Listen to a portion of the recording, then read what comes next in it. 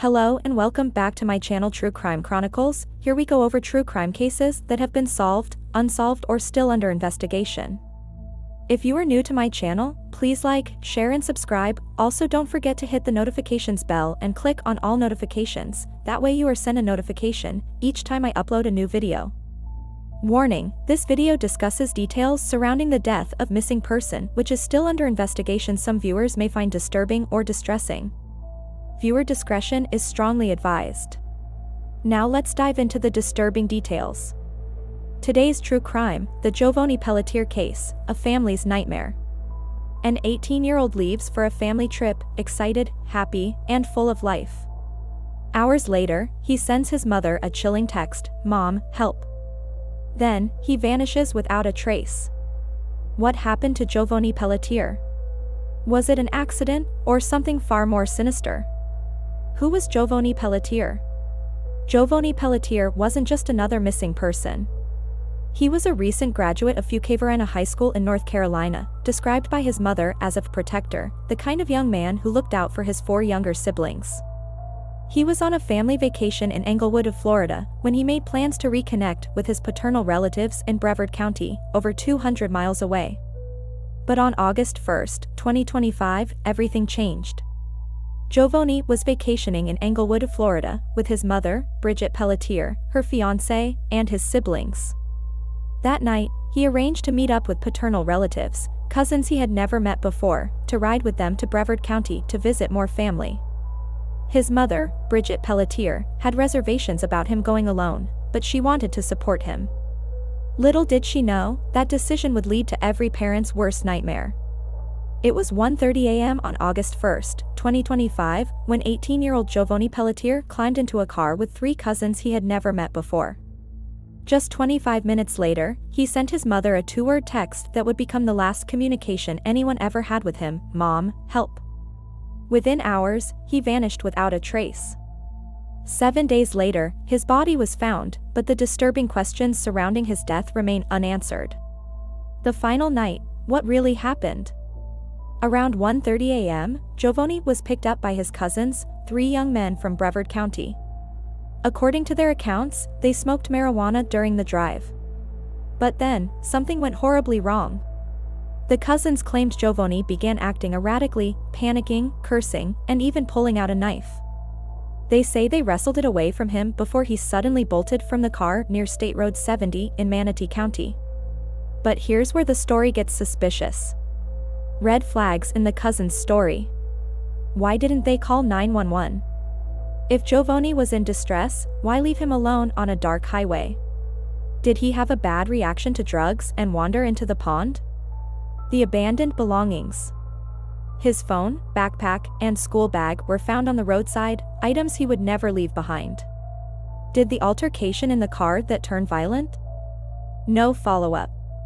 None of the cousins contacted Bridget afterward to ask if he was found. Why did the cousins leave him behind? And why did his final message simply say, "Mom, help"?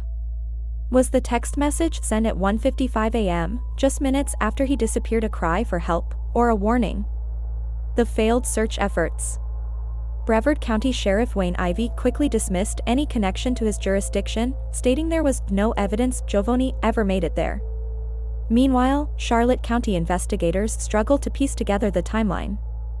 For days, law enforcement searched, but it was the family who took matters into their own hands.